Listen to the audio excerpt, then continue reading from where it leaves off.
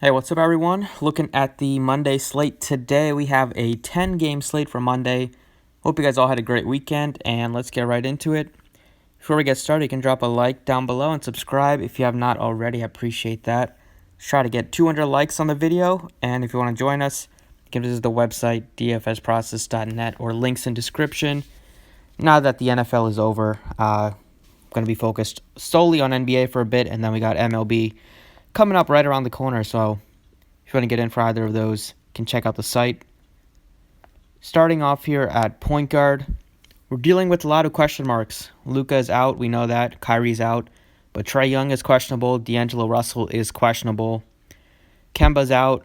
Derrick Rose is probably going to miss after he left yesterday's game early. Smart's questionable. Just a lot of questionable players. Rubio.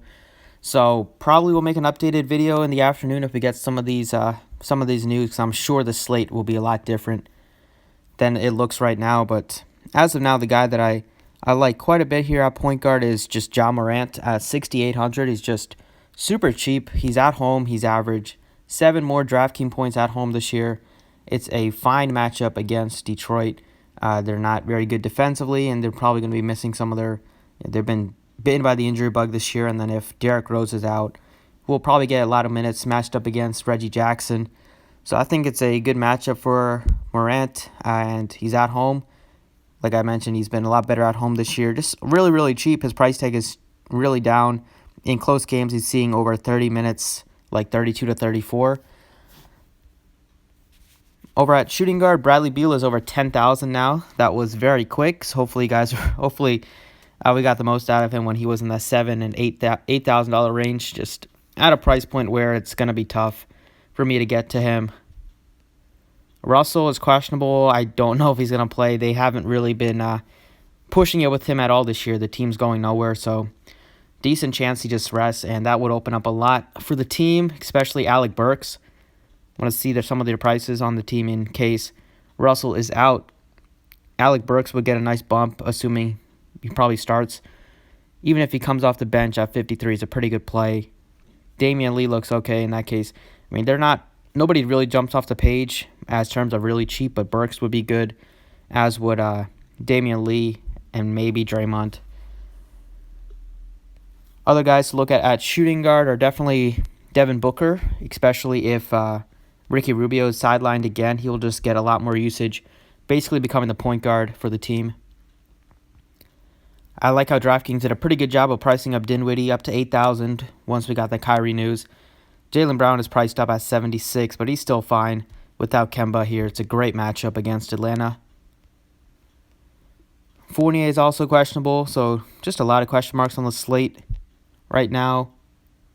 I would say that some value at this position would probably be like Curry is out, so you could definitely take a shot on Barea here. Like I mentioned in my last video, he doesn't play on back-to-back, so shouldn't have been surprised that he sat on the first. So he should be pretty well rested. Chance he starts again. Even if he comes off the bench, we'll see over 20 minutes without Curry in there. But I'll just leave this position blank. There's a lot of question marks at that position. Over at small forward, at the top, it's probably won't be paying up for either one over 10,000. Hayward is almost 8,000. Just don't want to get there. I'd rather get to Jaylen Brown or Tatum. I like a lot at 75. He's definitely my favorite. He's the cheapest. His minutes have been a little bit down, but they said he could have played like up to 35 minutes last game, but they blew out the Sixers by 21 points. So no need for him to get more than 29 minutes. If that game was remotely close, he was on the verge of putting up a 50 spot. And now he gets a matchup in Atlanta. It's a perfect matchup for the Celtics team, and I think it's a great spot for Tatum. Last time they faced them, he was just 2 of 16 from the floor. Couldn't really buy a shot, but I like the price tag on him compared to the prices of his teammates. Draymond looks fine at 65. Just decently priced. It's a great matchup. But if he's going to be too popular, he can go somewhere else. And then also TJ Warren is out, so whoever starts in place of him probably will be Justin Holiday. Looks fine, but not a priority. There's not a lot of value right now. Cam Reddish is out, so maybe you could take a shot on Hunter. But right now, I think Tatum definitely want to get at least one Celtic in there, just with the matchup and them missing Kemba and potentially Enes Kanter.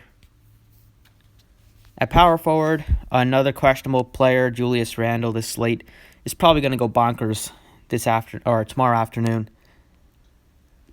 Kevin Love looks pretty good at 7,100. It's a good price point. I love Kristaps at 7,000. Just don't want to pass him up here. It's a tough matchup against Indiana. They play pretty.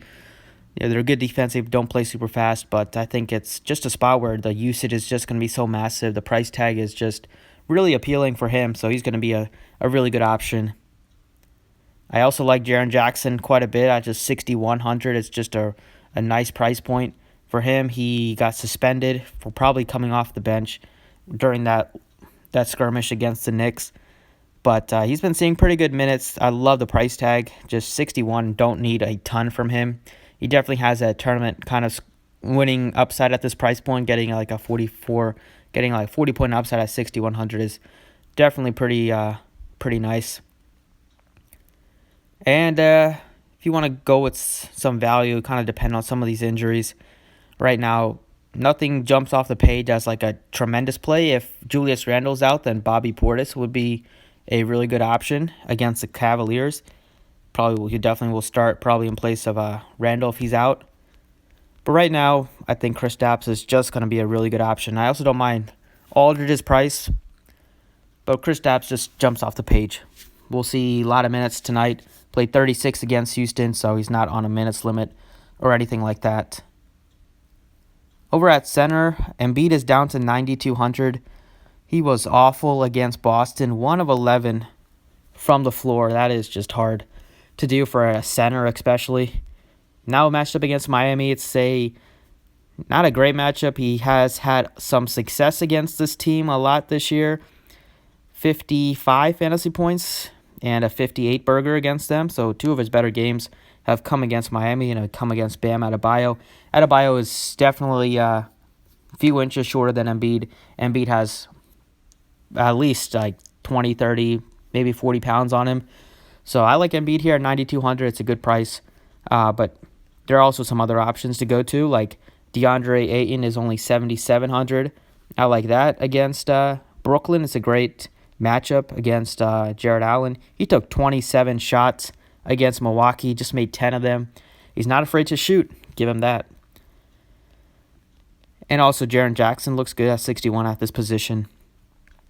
But right now I think DeAndre Ayton at 77, just one of those spots where he should be able to get you 40 fantasy points with the amount of minutes he's playing. They are dealing with some injuries. I know Baines might be close to coming back. See if his status. Don't know if he's going to play, but he's min-price. And then Sarge has missed some time. So he's out for this game against Brooklyn unless he somehow travels to the game by himself.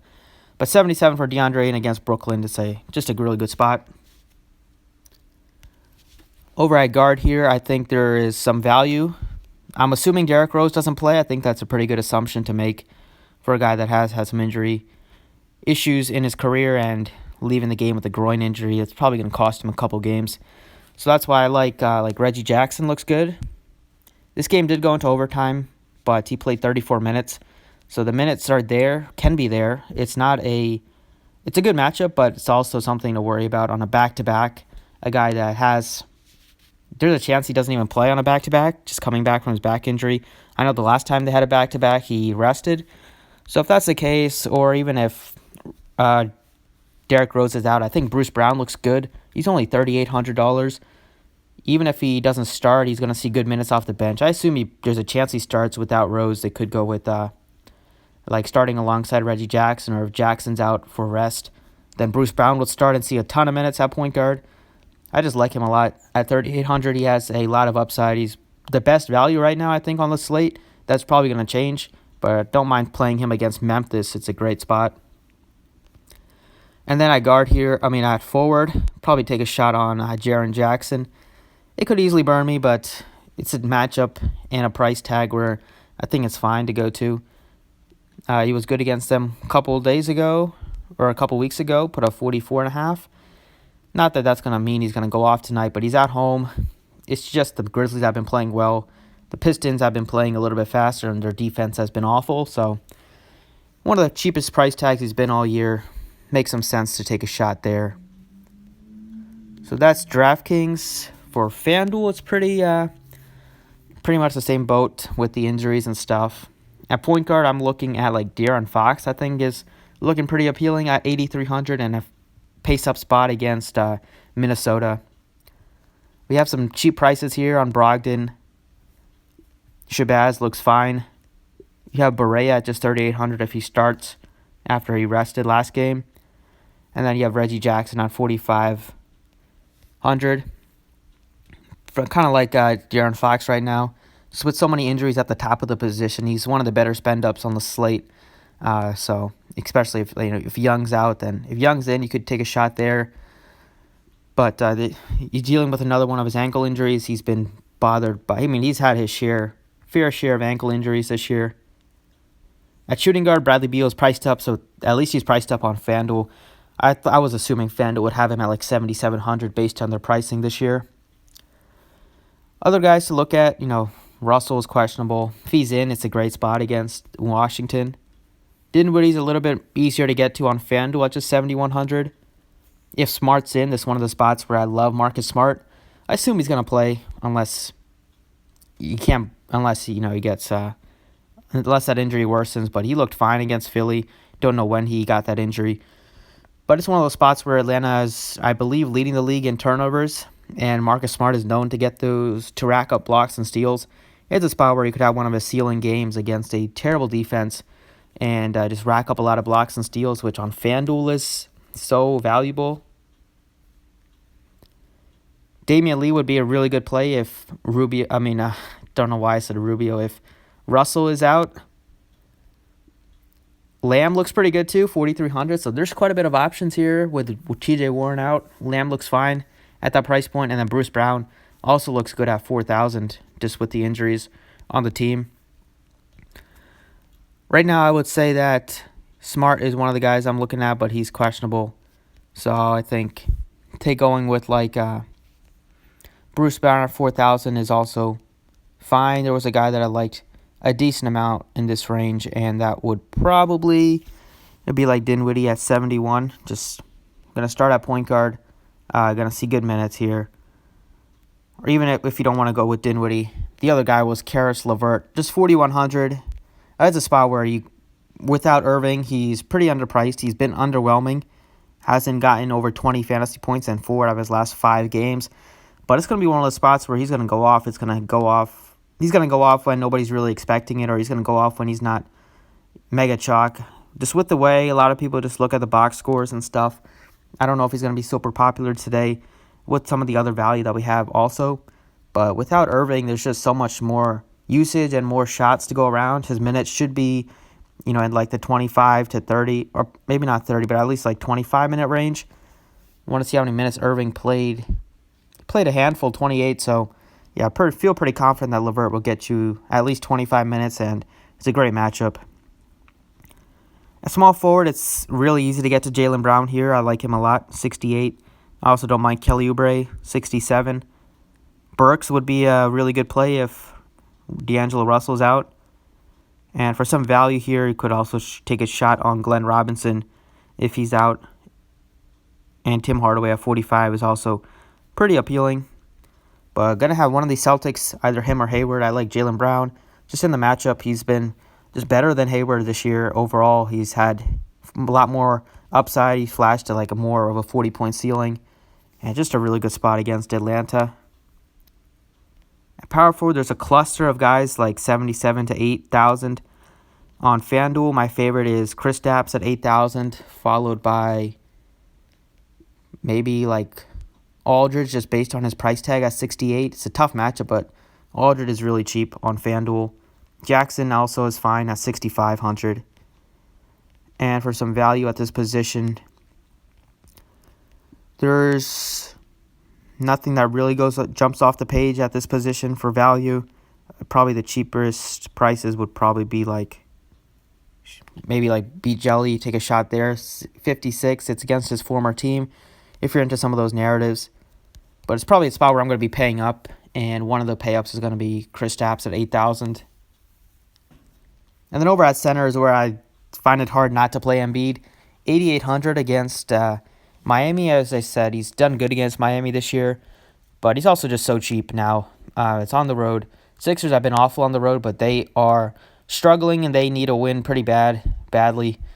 They played Miami pretty good this year, so I think he's a fine play at 88, just really cheap. He should be at least 9,500 on Fanduel. The minutes are also there for him. He got 30. Oh, he only got 23 minutes against Boston, but against Atlanta in that close game, he played 34 minutes. So he's not like on a minutes limit or anything like that. If the game is close, he will be on the court and will be pushing for 34, 35 minutes. So that's it. That's what I'm kind of liking. Like I said, there's a lot that will probably change on the slate. So be prepared for an updated video this afternoon if we get some news. Thanks for watching and check out the website. Links in description, and good luck today.